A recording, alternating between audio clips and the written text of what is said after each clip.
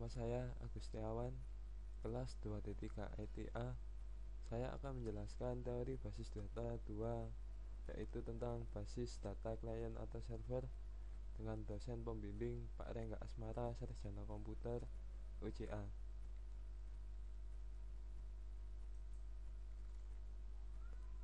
Tujuan belajar.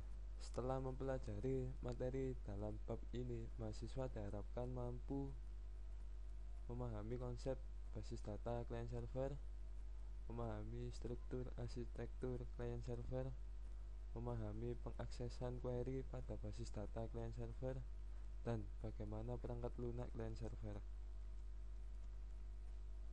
Pendahuluan. Aplikasi basis data terdistribusi dikembangkan dalam bentuk arsitektur klien server. Beberapa faktor yang berpengaruh pada fungsi klien atau server atau keduanya melibatkan perangkat keras dan perangkat lunak, protokol network, teknologi LAN atau WAN, dan komunikasi. Arsitektur klien server.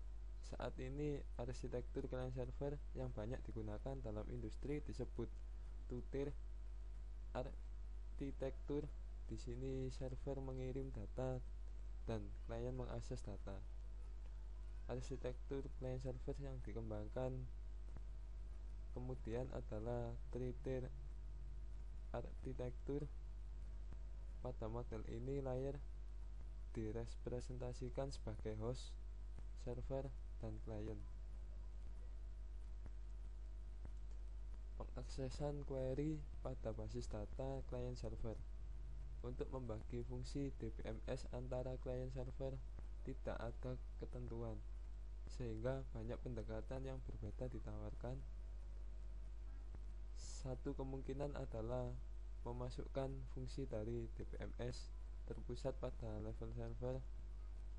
Sejumlah DBMS relasional menggunakan pendekatan ini, di mana SQL Server disediakan untuk klien.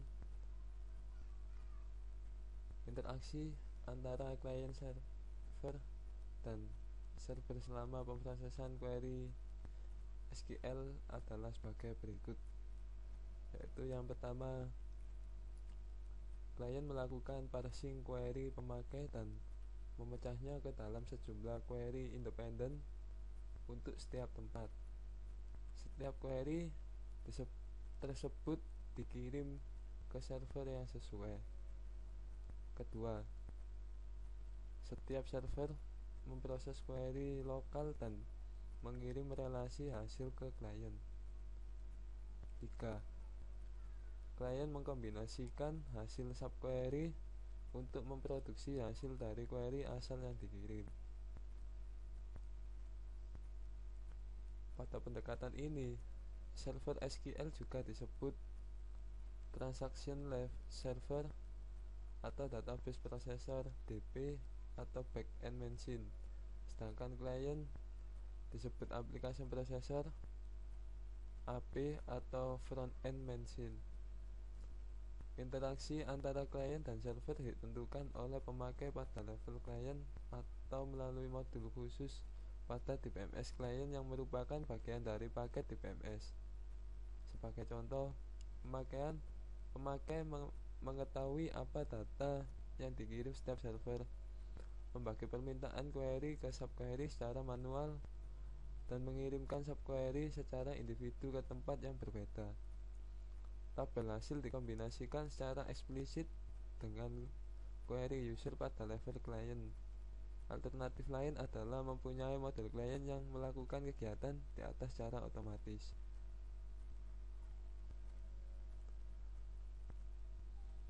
Dalam DBMS yang banyak digunakan, model perangkat lunak dibagi ke dalam 3 level.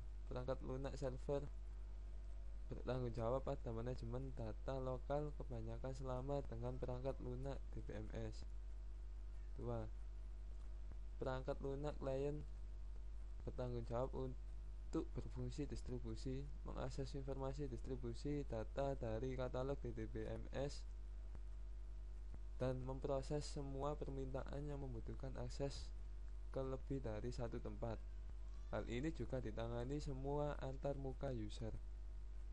Ketiga, perangkat lunak komunikasi biasanya dihubungkan dengan sistem operasi terdistribusi, menyediakan primitif komunikasi yang digunakan oleh klien untuk mengirim perintah dan data ke tempat yang berbeda sesuai kebutuhan.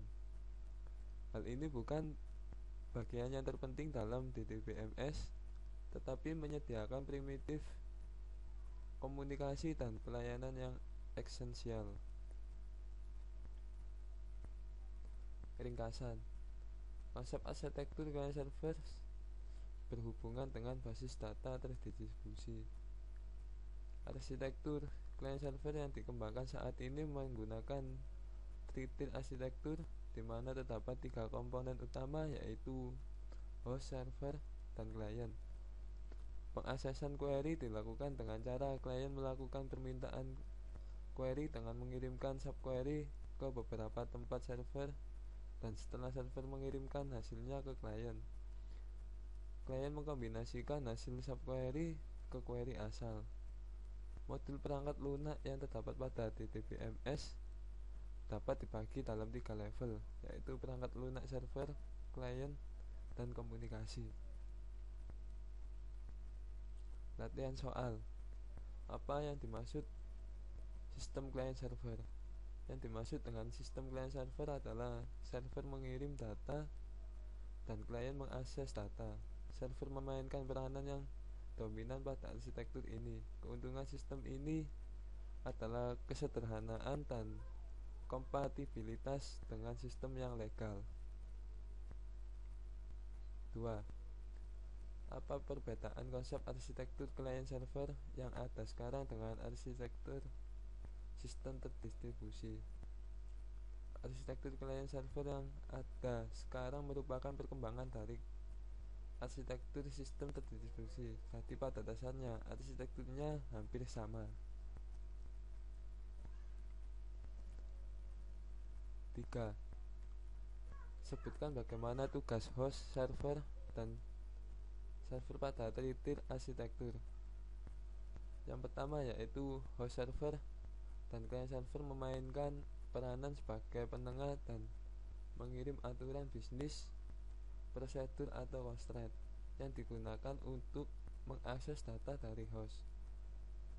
Klien berisi antarmuka GUI dan beberapa aplikasi tambahan mengenai aturan bisnis. Kemudian server bertindak sebagai conduit of passing, memproses data dari host ke klien, di mana kemudian diproses atau difilter dan dipresentasikan ke pemakai dalam format GUI. Yang kedua, antarmuka pemakai, aturan dan pengaksesan data bertindak sebagai three-tier. Klien biasanya dihubungkan ke server melalui LAN dan server dihubungkan ke host melalui WAN. Klien melakukan remote yang dihubungkan ke server melalui WAN juga. 4. Jelaskan bagaimana pengaksesan query dari klien server dan hasil query dari server ke klien. Yang pertama yaitu klien melakukan parsing query, memakai dan memecahnya ke dalam sejumlah query independen untuk setiap tempat. Setiap query tersebut dikirim ke server yang sesuai. Kemudian yang kedua, setiap server memproses query lokal dan mengirim relasi hasil ke klien. Kemudian yang ketiga, klien mengkombinasikan hasil subquery memproduksi hasil dari query asal yang dikirim.